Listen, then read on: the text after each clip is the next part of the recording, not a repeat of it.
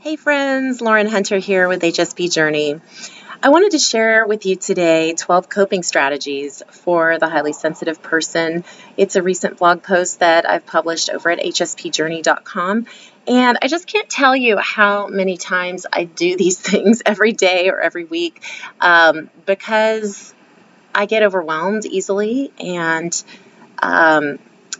somebody will say something, maybe I'm ruminating on it, or it bothers me, or I feel upset, or I start worrying about something that maybe I need to deal with. And so I put together these 12 strategies. Some of them are just sage advice from experts out there, and others are ones that I actually use. So I'm going to go through with you just a few of them, and you can pop over to hspjourney.com to read the full list. The first one that I love, I love being organized and clean, and sometimes I can't really focus until I tidy up my physical space. So that's number one. Tidy up your physical space and also your mental space. So I'm going to share a tip called mental offloading. That's a wonderful tip. When you have all of those thoughts in your head running 24/7, sometimes you wake up in the middle of the night and you're like, why am I thinking about this, and this?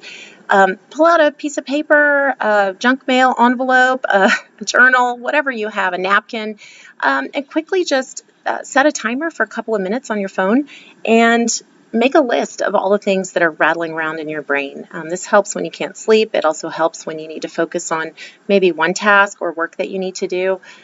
You can just quickly mentally offload all of the things that are rattling around, and you can either come back to that list or you can throw it away. Whatever you need to do, maybe a few of the items you want to put on a to-do list to come back to, and maybe some other things you write in a journal and you say, I need to come back and really think about why this conversation with this friend is bothering me. So that's tip number one. Tip number two is take a walk.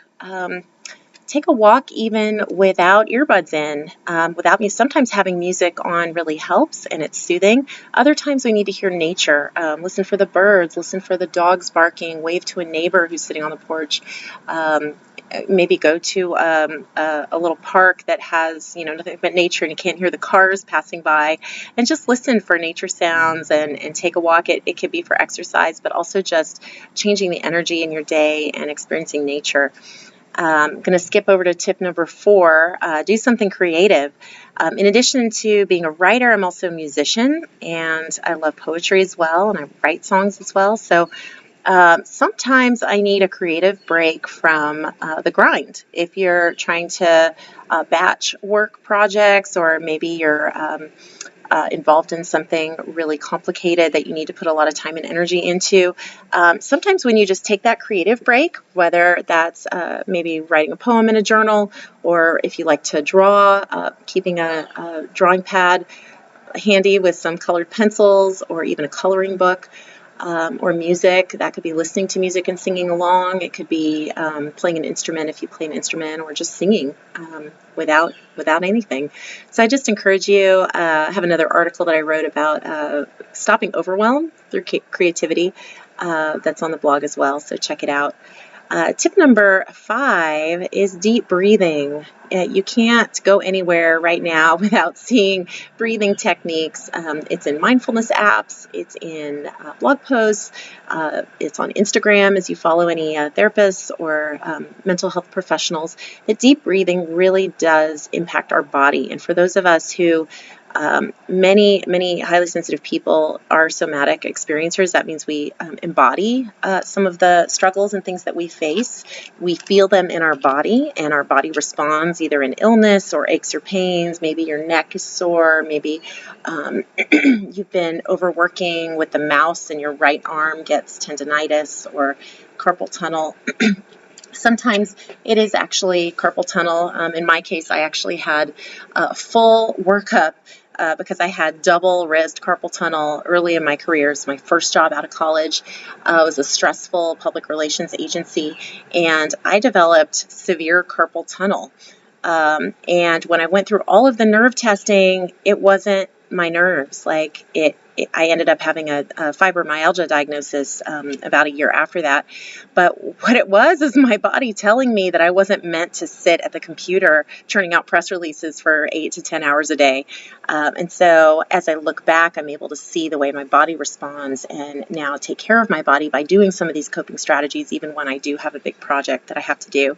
But breathing, stopping in the moment when you feel that anxiety or that overwhelm, taking over your body. And one technique is a box breathing strategy where you breathe in, you count to 4 in your head, or you could use an app. There's several mindfulness apps that have box breathing, a little timer to walk you through how to box breathe. But super easy. 4 counts in, hold it for 4 counts. 4 counts out, hold it for 4 counts, and then repeat. So back in, 4 counts, hold it, 4 counts. Breathe out, and breathing through your nose is a great way to do this, not through your mouth, but holding your lips together and breathing in through your nose, 4 counts, hold it, out through your nose, 4 counts, hold it, and in through your nose. And you repeat that as long as you need to. It's a great technique. Okay, last technique I'm going to share with you. I am a power nap professional. I also discovered this about myself. I was in my early 20s, again, carpal tunnel, was having these symptoms through my work, but I did enjoy my job. I just found that I couldn't. It was a cubicle farm, huge office filled with 100 or so people. Thank goodness we had cubicle walls, and I had headphones, old school headphones that plugged in to my little boombox on my countertop, my desktop, and listened to quiet, peaceful music while I worked. That helped a lot. But I needed more than that. I was constantly overstimulated. Fluorescent lights, kitchen where people were making coffee and microwaving foods that smelled bad at lunchtime that would waft past my cubicle. So I actually looked up like how to take a power nap, and there's actually a strategy, and I've included that in this article. There's a strategy. It's actually like a practice, like anything else, where you set aside a place. I like to have, I work from home, so I go to my bed and I have a white noise machine. I put it on ocean sounds. I set my timer. I turn my phone volume down for everything except media, which is how the timer tells me it dings when the time is up. I set it for about 22 minutes because the ideal power nap, they say between 20 and 30 minutes. I really do feel like at about 18, 19 minutes when you're in the zone, you start to come out of that power nap and come to, and then you give yourself maybe another minute to lay there and kind of wake up. It is a game changer. You could try a power nap for a week. Try it every day. It doesn't have to be at the same time, but just commit yourself to a week. Hey, I'm going to try this thing. I know what you're saying. You may be saying all the things I've heard when I've shared this technique is, I can't nap. I fall too deep asleep. It ruins my nighttime sleep. I can't lay still. On and on and on. People have excuses, but I'm telling you, it takes a little training, and your body will relax when you give it the cues, just like you do if you have kids.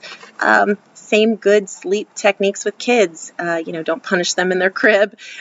Make it a peaceful place. Cue the music. Cue the blankie or the stuffy that they only get at bedtime.